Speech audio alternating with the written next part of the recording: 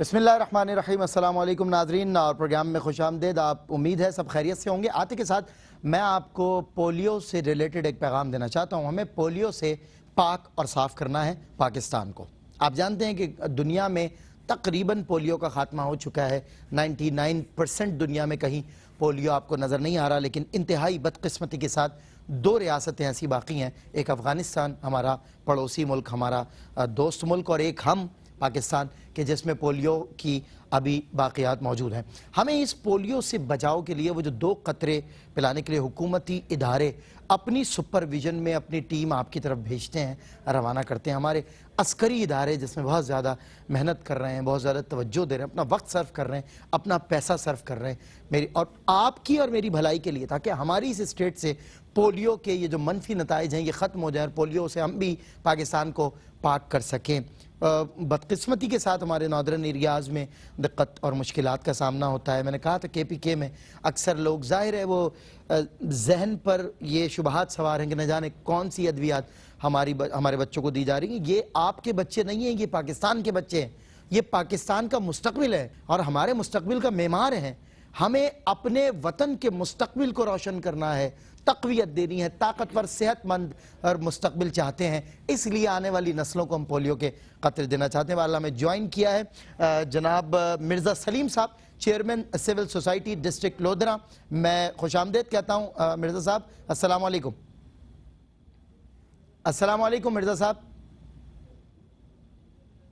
अच्छा, आज की प्रोग्राम रोशनी में चूँकि हमने बात करनी है नबूवत और रिसालत के मौजू पर, और बात करने के लिए मुल्क पाकिस्तान के मोहतरमुल मकाम उलमा इकराम जनाब मुफ्ती इरशाद हुसैन सईदी साहब और जनाब मुफ्ती खुर्रम इकबाल रहमानी साहब हमारे साथ तशरीफ़ फरमा। इंशाल्लाह इस मौजू पर भी बात करेंगे, पोलियो से रिलेटेड भी इनका पैगाम लूँगा।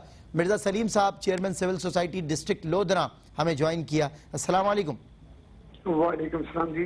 जी मिर्ज़ा साहब, पोलियो से रिलेटेड पूरा पाकिस्तान नहीं बल्कि अक्रॉस द बोर्ड आपकी आवाज़ सुनी जा रही है। आपका मैसेज क्या है पोलियो से रिलेटेड पाकिस्तान के लिए? हाँ जी, बिल्कुल, इसमें कोई शक नहीं कि आप लोगों की जो काविशें हैं आपके TV ARY चैनल की वसातत से, वो काबिल सताइश भी है, काबिल तायद भी है।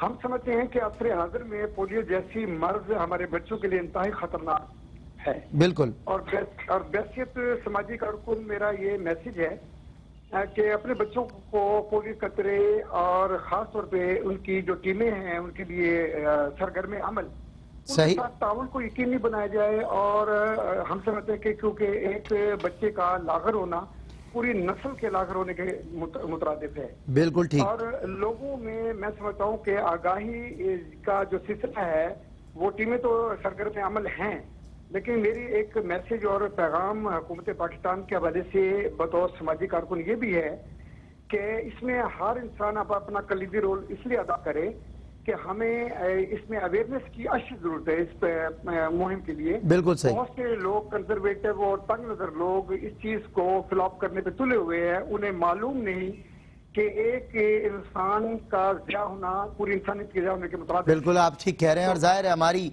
रियासत अब भी पोलियो जैसे मर्ज में मुब्तला लोगों को कहीं ना कहीं देख ही रही है, तो जी जी जी जाहिर है समझना चाहिए। हम समझते हैं कि मेरा ताल्लुक एक ऐसे पसमानदा जिला लोधरा से है जी जहाँ पर लिटरेसी रेट ना होने के मुताबिक है।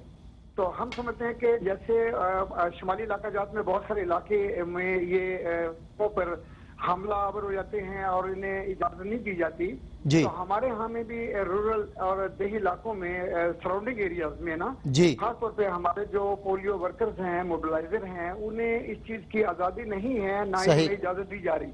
Thank you so much Mirza Salim साहब, बहुत शुक्रिया।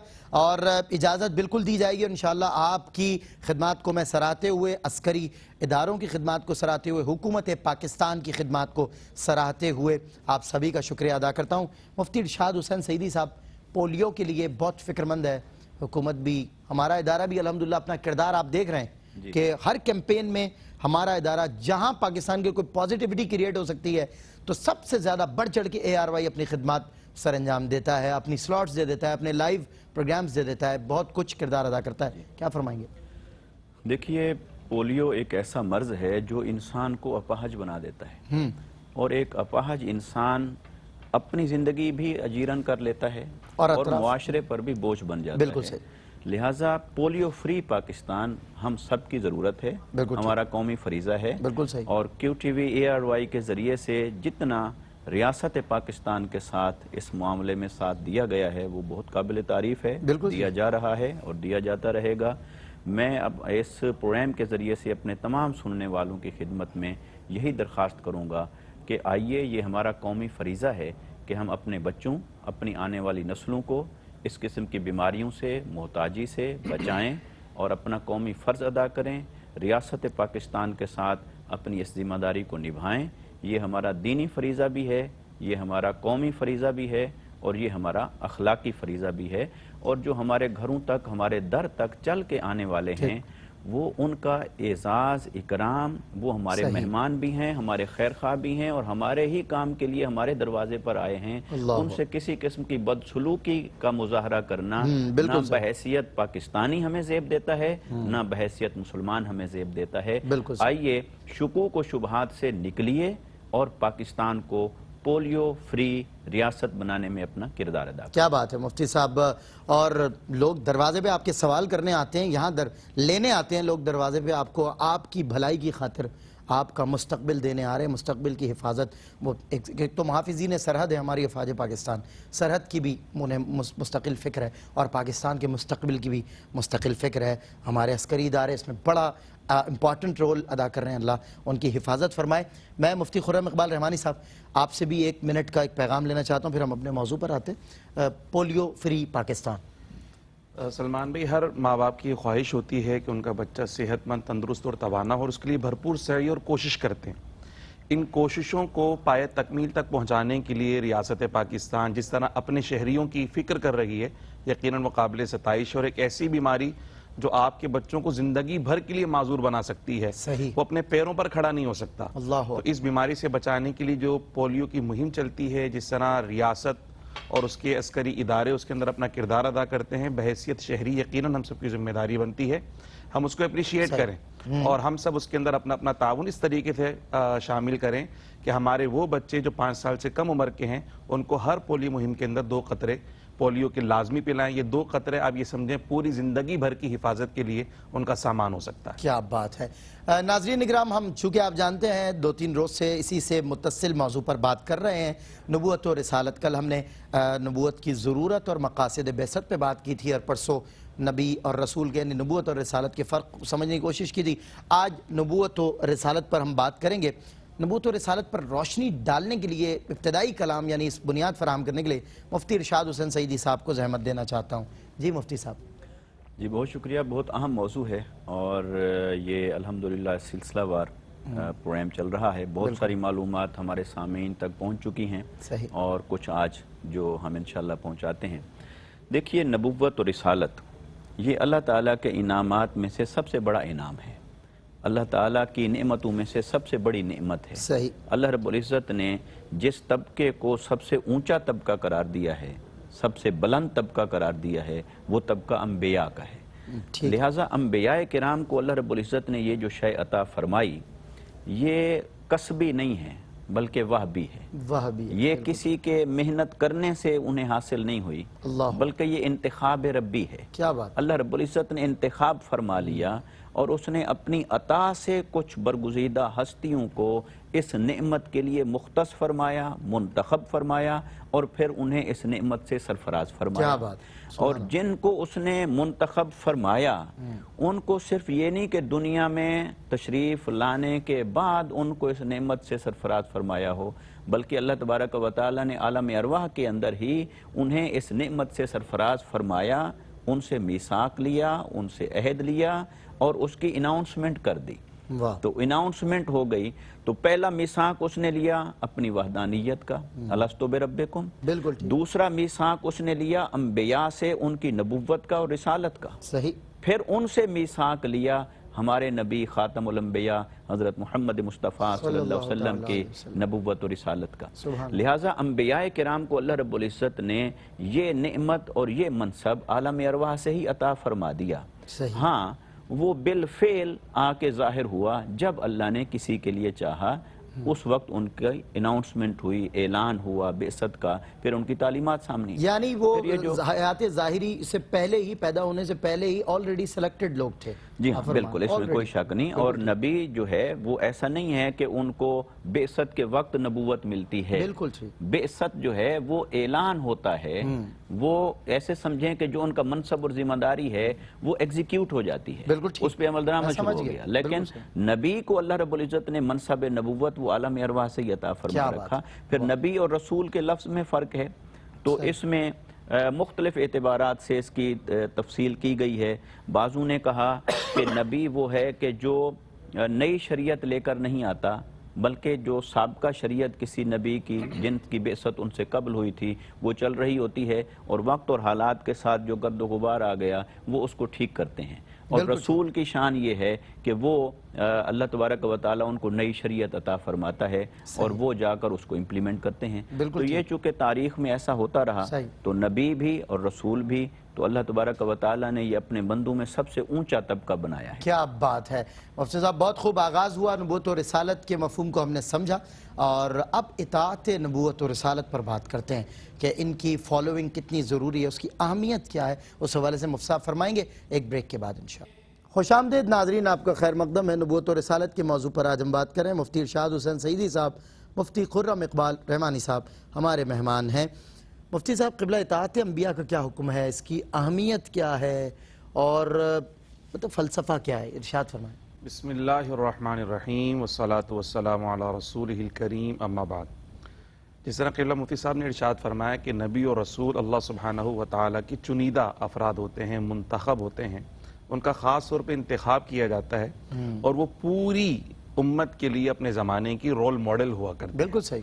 یعنی انتخاب ہی ایسی شخصیات کا کیا جاتا ہے جنہیں باقاعدہ رول ماڈل بنا کر پیش کیا جا سکے. صحیح. اور اس کا مقصود یہ ہوتا ہے کہ یہ اللہ سبحانہ و تعالیٰ کے برگزیدہ اور محبوب بندے ہیں، اور جو خلیفۃ اللہ فی الارض کا جو انسان کا منصب ہے یہ اس پر فائز ہیں. اب دیگر انسانوں نے جب اس منصب پر پہنچنا ہے تو اس کا راستہ کیا ہوگا، اس کا طریقہ کیا ہوگا. تو صرف تھیوری بیان نہیں کی جاتی، بلکہ اللہ سبحانہ و تعالیٰ کی جانب سے جب وحی کی صورت میں تھیوری آتی ہے تو اس کا پریکٹیکل اللہ کے رسول کی سنت میں عملی طور پہ نظر آ جاتا ہے. تو اطاعت انبیاء کا بنیادی مفہوم یہی ہے کہ اللہ سبحانہ و تعالیٰ نے جو احکامات بذریعہ نبی اور رسول اپنے بندوں کو عطا فرمائے ہیں، اس پر کس طریقے سے عمل کرنا ہے وہ اللہ کے رسول صلی اللہ تعالیٰ علیہ وسلم اور دیگر انبیاء کرام اپنے اپنے زمانے میں بتاتے چلے آئے. صحیح. دوسری بات یہ ہے کہ اللہ سبحانہ و تعالیٰ کو رب مان کر اس کے احکامات کی بجاوری، تو ظاہر سی بات ہے ہر انسان تو براہ راست اللہ سے احکامات وصول نہیں کر سکتا. ظاہر. تو احکام کون وصول کرتا ہے؟ وحی الہی کس پر نازل ہوتی ہے؟ وہ صرف اور صرف نبی پر ہوتی ہے. صحیح. تو اللہ کی اطاعت اسی وقت ممکن ہے کہ جب نبی پر، جس نبی پر وحی آئی اس نبی کی اطاعت کی جائے. اس لیے اللہ سبحانہ و تعالیٰ نے قرآن مجید فرقان میں ارشاد فرمایا، یا ایھا الذین آمنوا اطیعوا اللہ واطیعوا الرسول، ایمان والو اللہ کی اطاعت کرو، اللہ کے رسول کی اطاعت کرو. اب اطاعت اتنی ضروری ہے کہ دین ہے ہی رسول کی اطاعت میں. رسول کی اطاعت افضل الفرائض ہے. اگر رسول کی اطاعت نہیں ہوگی تو دین پہ عمل ہی ممکن نہیں ہے. اس کی ایک سادہ سی مثال ہم اپنے پیارے آقا صلی اللہ تعالیٰ علیہ وسلم کی صورت میں یوں دیکھ سکتے ہیں کہ اقیم الصلاۃ، نماز کا جب حکم آیا ہے کہ نماز قائم کیجیے، ابھی اس کی تفصیلات نہیں ہیں، تو اب کیا کرنا ہے کہ صحابہ کرام نے حضور کی بارگاہ میں عرض کی، یا رسول اللہ نماز کی ادائیگی کا حکم ہے، ادا کیسے کرنی ہے؟ تو انہوں نے فرمایا صلوا کما رأیتمونی اصلی، بھئی جس طرح مجھے نماز پڑھتا وہ دیکھو ویسے نماز پڑھ لو. تو حضور علیہ السلام کی اتباع، آپ کی اطاعت، آپ کے افعال کو ادا کرنا، تو وہ کیا ہو گیا؟ وہ عبادت ہو گئی اور اللہ کے حکم کی اطاعت ہو گئی.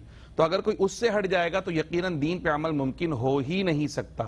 تو دین پہ عمل اسی وقت ممکن ہے جب رسول کی کلیتاً اطاعت کی جائے، اور پھر رسول اللہ صلی اللہ علیہ وسلم کی ذات مبارکہ کو دیکھا جائے. تو اللہ سبحانہ و تعالیٰ نے ارشاد فرمایا، لقد کان لکم فی رسول اللہ اسوۃ حسنہ، تحقیق اللہ کے رسول صلی اللہ علیہ وسلم کی زندگی میں تمہارے لیے عملی نمونہ ہے. ایک ایسی کامل اکمل مکمل زندگی اللہ کے رسول تمہیں عطا کر کے چلے گئے ہیں کہ قیامت تک جو کوئی ان کے نقش قدم پر چلے گا، یہ خود تو محبوب خدا تھے، جو ان کے نقش قدم پر چلے گا وہ بھی خدا کا محبوب بنتا چلا. کیا بات ہے مفتی صاحب. مفتی ارشاد حسین سعیدی صاحب، تھیوری اور پریکٹیکل کی اگر بات کی جائے نا، ظاہر ہے علم اور عمل کی، تو اس میں ہم دیکھتے ہیں انبیاء کرام میں سب سے ایلیٹ کلاس وہی ہے، مطلب ان کے بعد ہی کوئی کلاسیفیکیشن ہو سکتی ہے. عام لوگوں پر علم و عمل کے اعتبار سے ظاہر ان کو فضیلت حاصل ہے، ظاہر عالم الغیب کا علم ڈیلیور کر رہے ہیں، تو اس پر کچھ روشنی ڈالیں، یہ جو عام لوگوں پر انبیاء کو علم و عمل کے اعتبار سے فضیلت حاصل ہے۔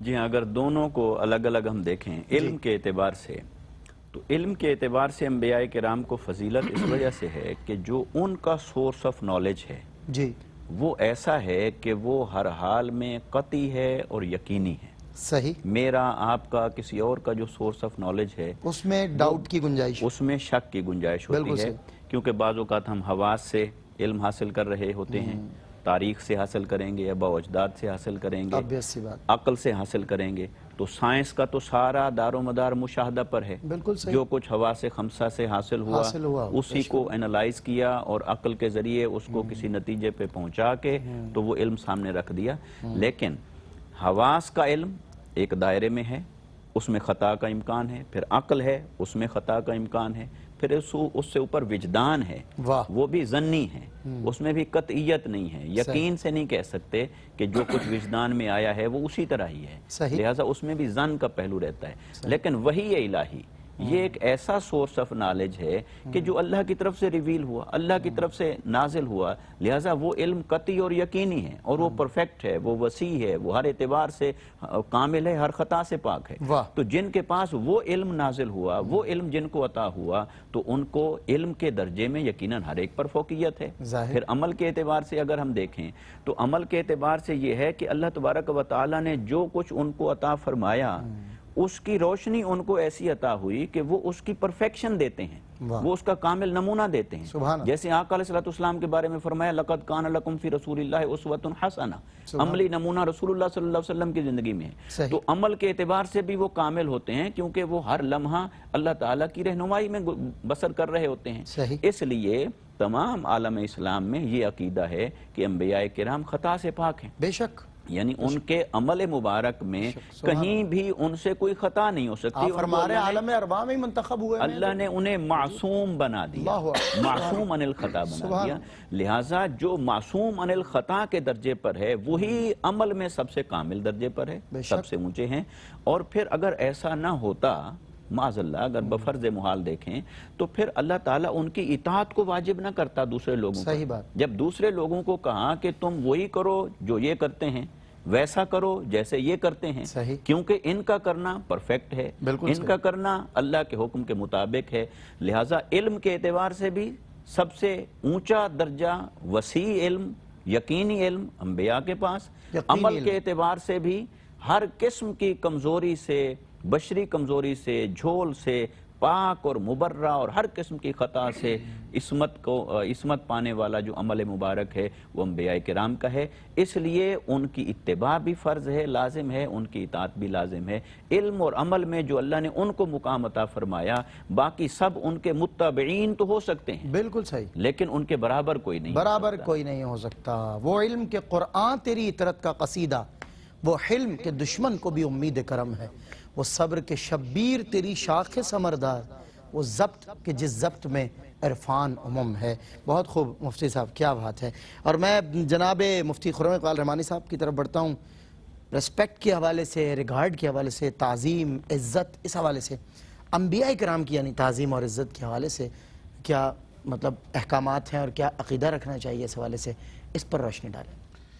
انبیاء کرام علیہم الصلاۃ والتسلیم نہ صرف اپنے زمانے میں اپنی امت میں افضل اور اعلیٰ ہیں، بلکہ اللہ سبحانہ وتعالیٰ کی تمام مخلوقات میں وہ افضل اور اعلیٰ ہیں۔ بے شک، اور اللہ سبحانہ وتعالیٰ کی چونکہ بھیجے ہوئے ہیں، تو جس نے بھیجا ہے اس کی نسبت کی وجہ سے یہ انتہائی تعظیم اور توقیر کے لائق ہیں، بے شک، اور اللہ سبحانہ وتعالیٰ بھی ان کی تعظیم و توقیر چاہتا ہے۔ قرآن مجید میں بھی اللہ سبحانہ وتعالیٰ نے ارشاد فرمایا وَتُعَزِّرُوهُ وَتُوَقِّرُوهُ، ان کی حد درجے تعظیم کی جائے، حد درجے توقیر کی جائے۔ بلکہ جب سے اللہ سبحانہ وتعالیٰ نے حضرت سیدنا آدم علیہ السلام کی تخلیق فرمائی، اس وقت بھی ان کی تخلیق ہوتے ہی اللہ سبحانہ وتعالیٰ نے اپنے نبی کی عظمت کا اظہار فرمایا سبحان، اور تعظیم و توقیر کا اس انداز میں حکم دیا کہ اسجدوا لآدم، آدم کو سجدہ کرو۔ وہ سجدہ کیا تھا؟ وہ سجدہ تعظیمی تھا۔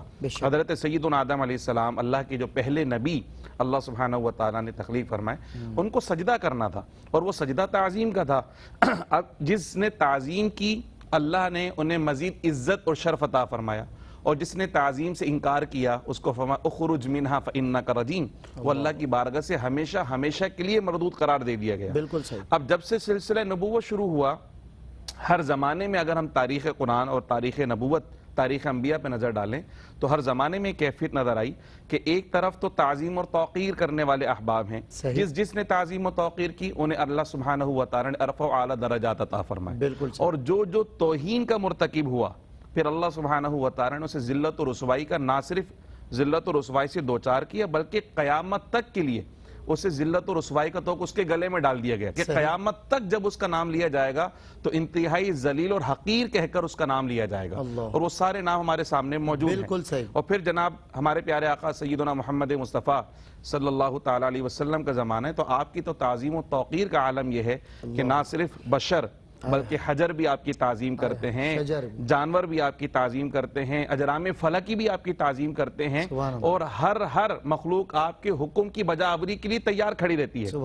اور جس نے جس درجے تعظیم کی اتنا مقام و مرتبہ۔ آپ کے جانثارانوں نے کیسی تعظیم کیا؟ سیدنا صدیق اکبر رضی اللہ تعالیٰ عنہ کی میں طرف آ رہا تھا کہ جس نے جس حد تک تعظیم کی پھر اللہ سبحانہ و تعالیٰ نے ویسے ہی درجے ان کو عطا فرمائے، اور ان درجوں میں سب سے ممتاز سیدنا صدیق اکبر ہی ہمیں نظر آتے ہیں کہ اتنی تعظیم اور اتنی محبت کہ افضل البشر بعد الانبیاء، افضل البشر بعد الانبیاء بالتحقیق آپ قرار دیے گئے۔ اور صحابہ کرام ایسی جانثاری اور ایسی فداکاری کہ جب صحابہ کرام کو تختہ دار پہ لٹکایا جائے اور ان سے کہا جائے کہ اگر تمہاری جگہ محمد صلی اللہ علیہ وسلم ہوتے تو میں کیسے محسوس ہوتا؟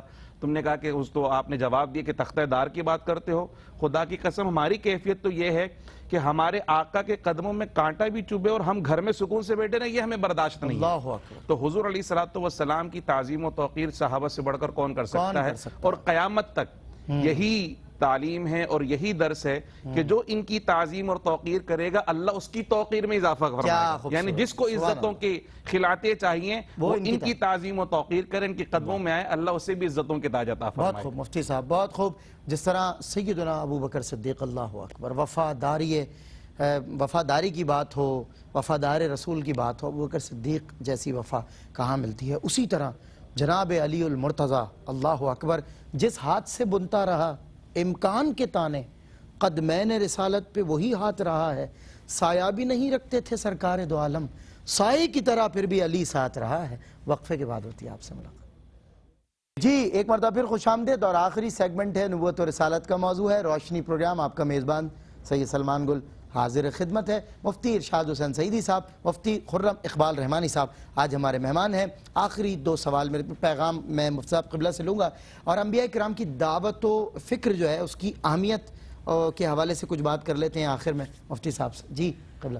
جی یہ جو سوال ہے یہ بہت اہم ہے، ہماری عملی زندگی میں اس کی ضرورت ہے، صحیح، اس سبق کو یاد کرنے اور اس کو اپنی زندگیوں میں تازہ رکھنے کی ضرورت ہے۔ بالکل ٹھیک۔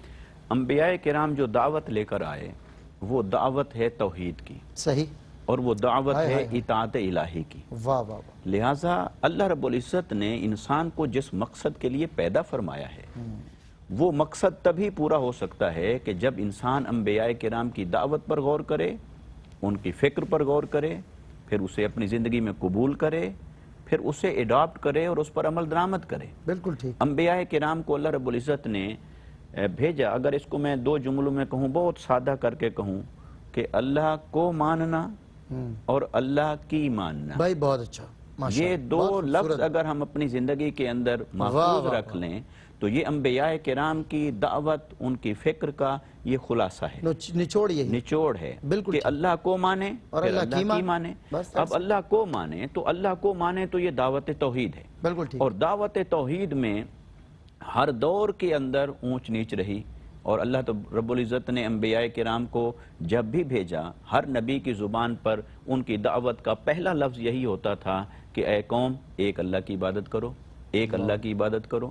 اس سے ہمیں دو باتیں معلوم ہوتی ہیں، ایک تو یہ کہ انبیاء کرام کی دعوت کا نقطہ آغاز توحید ہوا کرتا تھا، صحیح۔ دوسرا ہمیں ایٹ دی سیم ٹائم یہاں سے یہ بھی معلوم ہوتا ہے کہ انبیاء کرام کو بھیجنے کی ضرورت تبھی پیش آتی تھی جب شرک پھیل چکا ہوتا تھا، जनाब اور آقا علیہ الصلوۃ والسلام کو جب اللہ تعالیٰ نے خاتم الانبیاء بنایا واہ تو اس کا مطلب یہ ہے کہ وہ ضرورت، وہ حاجت جو پہلے پیدا ہوتی تھی شرک والی۔ اور اس کے پیش نظر نبی کو بھیجا جاتا جی تھا کہ شرک پھیل جاتا تھا، جی اب وہ ضرورت پیدا نہیں ہوگی، وہ بیماری اس درجے تک جڑ نہیں پکڑ سکتی، کیونکہ آقا علیہ السلام نے فرمایا کہ وہ جو توحید اور شرک کی جنگ جاری تھی وہ ختم میں ہو نے گئی۔ اسے اپنے پاؤں تلے روند ڈالا ہے، کیا بات ہے۔ اور سبحان اب مجھے یہ خوف اور خدشہ نہیں خدشہ رہا ہے ہی نہیں اب، کہ تم سبحان میرے بعد اس بت پرستی اور شرک میں مبتلا ہو جاؤ گے، سبحان اس لیے نئے نبی کے آنے کی ضرورت اور حاجت نہیں رہی۔ واہ۔ تو انبیاء کرام کی دعوت تھی توحید کی۔ آج اگر کوئی مبلغ، میں اور آپ، اگر ہم یہ سوچنے لگ جائیں کہ چونکہ ہر نبی دعوت اور تبلیغ کو شروع کرتا تھا توحید سے، لہٰذا میں بھی انہی کے اسوہ پر عمل کرتے ہوئے جا کے توحید سے شروع کروں، جی تو ہمیں اس کو ریویو کرنا ہوگا کہ توحید کی جنگ تو مصطفیٰ نے جیت لی، جیت لی۔ اب بت پرستی اور شرک تو امت کیا میں نہیں آ اچھا جملہ سکتا۔ جناب۔ اب ہمیں یہ کرنا ہے کہ سبحان ہاں جہاں گرد و غبار پڑا ہے اس کو ضرور آپ صاف کریں، جہاں عمل کی اونچ نیچ ہو گئی، فکر میں افراط و تفریط ہو گیا، اس کو ضرور ہمیں اعتدال پہ لانا ہے، بحیثیت مبلغ، بحیثیت آقا علیہ السلام کے دین کے نوکر اور خادم کے، ہمیں اس کو سنوارنا ہے۔ اس لیے آقا علیہ السلام کی امت میں مصلحین آتے رہیں گے، مجددین آتے رہیں گے، علماء ہوں گے، ائمہ ہوں گے، اور اس کو آقا علیہ السلام نے ورثۃ الانبیاء فرما کر علماء کو یہ ذمہ داری سونپ دی ہے کہ یہ فریضہ اب آپ نے ہر ایک نے ادا کرتے رہنا ہے۔ لہٰذا انبیاء کرام کی جو دعوت اور ان کی فکر ہے وہ اتنا ہی اہم ہے ہماری زندگیوں میں کہ ہم اپنے مقصد تخلیق کو پانے کے لیے اسی فکر پہ چلیں گے تو اللہ کے مقبول اور پسندیدہ بندے بنیں گے، ورنہ انبیاء کرام کی دعوت اور فکر کو اگر کسی نے نظر انداز کر دیا یا کم اہم تصور کر لیا اپنی زندگی میں تو اس کا نتیجہ ہلاکت اور گمراہی کے سوا کچھ نہیں۔ اللہ اکبر، بہت خوب، بہت عمدہ میسج بھی آپ نے، اور مجھے وہ جملہ آپ کا بہت خوب صورت سنائی دیا کہ توحید کی جنگ تو مصطفیٰ کریم نے جیت لی ہے، اب ہمیں جہاں جہاں گرد و غبار پڑا ہے اس کی صفائی کی خاطر جو ہے اقدام لیں۔ مظفر وارسی کا ایک شعر ہے، میں بھی پڑا ہوا تھا گناہوں کے ڈھیر پر، اس گندگی سے مجھ کو اٹھا لائے مصطفیٰ۔ آئے ہے مفتی خرم اقبال رحمانی صاحب، نبوت و رسالت کا موضوع تھا، اعلیٰ حضرت کا وہ شعر یاد آ رہا ہے، فتح باب نبوت پہ بے حد درود، ختم دور رسالت پہ لاکھوں سلام۔ انبیاء کرام جو ہے انہوں نے، میں میسج میں ایک بات چاہتا ہوں آپ شامل کریں، قبول اسلام کے لیے بڑی محنتیں کی ہیں، تو آج بھی قبول اسلام کو جتنا زیادہ آسان بنایا جائے، وہ جتنا آسان قبول اسلام کو بنایا گیا، کوئی بندہ اگر قبول اسلام کے لیے آیا تو اس سے کوئی وجہ سبب پوچھے بغیر اسے کہا جائے بس کلمہ پڑھو۔ میں چاہتا ہوں اس کا بھی ایک چھوٹا سا پیغام ہو جائے، اور اس کے ساتھ ساتھ چونکہ فتح باب نبوت پہ بے حد درود، اس سے ریلیٹڈ بھی، کیونکہ خاتم النبیین ہمارے آقا ہیں، اس کے حوالے سے کوئی پیغام دیجئے۔ سلمان بھائی، بالکل آپ نے جو بات کہی انشاءاللہ وہ بھی کوشش کریں گے ضمناً اس پہ گفتگو کریں۔ میں یہ عرض کرنا چاہوں گا خاص طور پہ اس فکری انتشار کے دور میں جب لوگ قرآن سے اور صاحب قرآن سے تعلق توڑنے کے لیے بھرپور سعی اور کوششیں کر رہے ہیں، اور اپنی عقل کو اپنا امام اور اپنے مشاہدے کو اپنا پیشوا بنانے پر بہت محنت صرف کر رہے ہیں، صحیح، اور ان کا مطمع نظر یہ ہے اور لوگوں کو یہ سمجھانا چاہتے ہیں کہ قرآن اور صاحب قرآن کا جو بعثت کا مقصد تھا وہ صرف اور صرف روحانی بنیادوں کو استوار کرنا تھا، خدا سے بندے کا تعلق مضبوط کرنا تھا، یا عقیدے، ایمان اور عبادات کی طرف صرف اور صرف یہ رجحان تھا۔ باقی جہاں تک بات ہے معاشی، معاشرتی اور سیاسی مسائل کی، تو اس میں سوسائٹی آزاد ہے اور وہ اپنی عقل کی بنیاد پر جو ہے وہ اس کے سارے فیصلے کر سکتی ہے، جبکہ یہ اغیار کا فلسفہ تھا، دین کا نہیں۔ بالکل ہمارا ایسا ہی نہیں، ہے۔ بالکل دین جب بات آتی ہے دین کی تو اللہ نے اسلام کو بطور دین ہی پسند فرمایا، ہاں، اور دین دین فطرت جو ہے بھی وہ کہا۔ صرف مذہب کو نہیں کہتے، مذہب ایک الگ چیز ہے، دین کی بات آتی ہے، دین ایک ایسا پرسپیکٹیو آف لائف ہے، ایک ایسا سسٹم ہے جو تمام تر پہلوؤں پہ، خواہ وہ روحانی پہلو ہوں، اسپریچول پہلو ہوں، مادی پہلو ہوں، یا وہ معاشی، معاشرتی، ہر قسم کے پرسنل ایشوز، یعنی ایک شخص کے جتنے پہلو ہیں تمام پہلوؤں پر رہنمائی دین ہی کرتا ہے۔ واہ، تو جب ہم قرآن کا واقعاتاً اگر مطالعہ کریں تو ہمیں پتہ چلے گا حضرت سیدنا شعیب علیہ السلام کی قوم کا کیا جھگڑا تھا ان کے ساتھ۔ وہ بولتے تھے ناپ تول میں کمی نہیں کرو، یہ کیا مذہب کا مسئلہ ہے؟ وہ کہتے تھے یہ تو معاشرتی مسئلہ ہے نا، ناپ تول میں کمی نہیں کرو، وہ اس پہ جھگڑا کرنا شروع کر دیا۔ صحیح۔ تو اسی طریقے سے حضور علیہ الصلوۃ والسلام کی جو تعلیم رہی، جو کامل اکمل مکمل دین جو آپ نے عطا فرمایا، وہ ہر پہلو سے ہماری رہنمائی کرنے کے لیے کافی موجود ہے۔ وہ الگ بات ہے کہ ہم نے اس جہت میں اس کا مطالعہ نہ کیا، صحیح۔ تو مطالعہ نہ ہونا اس بات کی دلیل نہیں ہے کہ اس میں رہنمائی موجود نہیں ہے، صحیح۔ اس میں حل موجود نہیں ہے، اس میں سب کچھ موجود ہے۔ کاش ہم اپنی اینک بدل لیں صحیح بات۔ اور واقعتاً مسائل کے حل کے لیے اینک لگا کر قرآن کا اور صاحب قرآن کی سیرت کا مطالعہ کریں تو انشاءاللہ ہر پہلو میں رہنمائی ملے گی۔ اور پھر اللہ سبحانہ و تعالیٰ نے ایک ایسے عظیم الشان آقا عطا فرمائے اور ان کو ایک ایسی خوبصورت اور خوبصیرت کیفیت میں اللہ نے ان کو بھیجا ہے کہ لوگ صرف ان کی شکل بھی دیکھ لیتے تو مسلمان ہو جاتے تھے، ان کی پیاری آواز میں تلاوت قرآن سنے تو کلمہ پڑھ لیا کرتے تھے، ان کے صحابہ کو دیکھے تو مسلمان ہو جایا کرتے تھے۔ تو اسلام قبول کرنا اتنا آسان حضور علیہ السلام نے فرمایا، اور آپ کی اتباع میں آپ کی امت کے اولیاء کے اندر بھی یہ بات موجود ہے کہ حضور خواجہ صاحب نے 90 لاکھ ہندوؤں کو جو مسلمان کیا، اگر ہم کیلکولیشن کرنا شروع کریں تو مناظرہ کر کے اور دعوت و ارشاد اور دلائل دے کر اتنے لوگ مسلمان نہیں ہو سکتے۔ سوال ہی پیدا نہیں۔ تو کیا کیفیت تھی؟ وہ سیرت مصطفیٰ صلی اللہ علیہ وسلم کی نورانیت اور اس کی مقناطیسیت تھی ان کی شخصیت کے اندر کہ لوگ آتے تھے، وہ دسترخوان بچھایا کرتے تھے، دعوت بعد میں، یعنی تبلیغ بعد میں، یہ کھانے کی دعوت پہلے، تو وہ ان کے دسترخوان پر آ کر اس نے سلوک سے جب وہ لقمہ کھایا کرتے تھے تو وہ لقمہ صرف ان کے پیٹ کی حالت کو نہیں، قلب کی حالت کو بھی بدل دیا کرتا تھا۔ یہ کیفیت رہی۔ اچھا کیوں نہ بدلے؟ کیونکہ ایک آدمی یہ نہیں سوچے کہ یار یہ مجھے جانتے نہیں، میرا مذہب اور ہے، میں کچھ اور انسان ہوں اور یہ مجھے کھانا کھلا رہے۔ بالکل، جیسے آپ نے کہا نا کہ پوچھا نہیں کہ کیوں مسلمان ہونا چاہتے ہو، کیا وجہ بنی، کس سے متاثر ہوئے، کس نے ڈنڈا اٹھایا، ایسا کچھ نہیں ہے۔ تو وہ ایسا حسن اخلاق پیارے آقا صلی اللہ علیہ وسلم کی سیرت سے سیکھا اور پوری امت سیکھے، یہی رہنمائی ہے۔ تو پھر ہمیں دلیل کی ضرورت نہیں پڑے گی، ہمارا عمل خود دلیل بن جائے گا اسے اسلام کی طرف لانے کے لیے کہ واقعتاً اسلام اتنا خوبصورت اور پیارا مذہب ہے، اسے قبول کیا جائے۔ یہ واحد مذہب ہے جو صرف اور صرف آخرت کی کامیابی کی بات نہیں کرتا، بلکہ تو دنیا کے اندر بھی آپ کو امام بنانا چاہتا ہے۔ اس میں تعلیم یہ ہے کہ تم دنیا کے اندر بھی امام اور سردار ہو، اور پوری دنیا کی سربراہی اور سرداری تمہیں ہی ملے گی اس وقت جب حقیقی طور پہ غلام مصطفیٰ بن جاؤ گے، ان کی تعلیمات کو اپناؤ گے، تو انشاءاللہ دنیا کی سربراہی اور یہ تاج تمہارے سر پر ہے۔ اور حضور علیہ السلام کائنات نبوت کی درخشاں ستارے ایسے کہ جب پرکار نبوت سے دائرہ کھچنا شروع ہوا تو اس کا نقطہ آغاز بھی آپ ہے اور نقطہ اختتام بھی آپ ہے۔ واہ سبحان اللہ، جو آنے میں مؤخر ہے اول بھی وہی ہے۔ کیا بات ہے، ماشاءاللہ، so nice of you sir.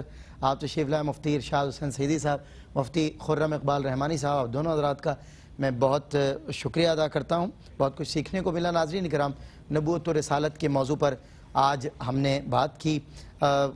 کہتے ہیں نا کہ کیا خبر کتنے تارے کھلے چھپ گئے، پر نہ ڈوبے نہ ڈوبا ہمارا نبی۔ سب سے اعلیٰ سب سے بڑی جماعت انبیاء کی، سب سے اونچے لوگ، سب سے بلند پایا لوگ، اللہ کے محبوب ترین لوگ، عالم الغیب کا غیب لوگوں تک ڈیلیور کرنے والے لوگ۔ آغاز ہوا تھا علم یقینی کے ساتھ، اور وہ یقینی علم جو ہے وہ صرف انبیاء کے پاس ہے۔ باقی ہر کسی کے علم میں کہیں نہ کہیں شبے کی گنجائش موجود ہے۔ اب تاریخ کی ہی بات کریں تو اب میں اکثر مثال دیتا ہوں کہ قبلہ اگر موئنجو ڈارو کی تاریخ پہ بات کریں تو وہ ایک عجیب گورکھ دھندا ہے، اس کے شواہدات میں اتنا اختلاف ہے، تو پھر تاریخ ہے۔ لیکن انبیاء کرام نے جو علم آپ تک پہنچایا، یہ جو کتاب کا علم ہے، یہ یقینی علم ہے، کیونکہ یہ نبیوں کے ذریعے ہم تک منتقل ہوا اللہ کا پیغام۔ اللہ رب العزت اس پر عمل کرنے کی توفیق عطا فرمائے۔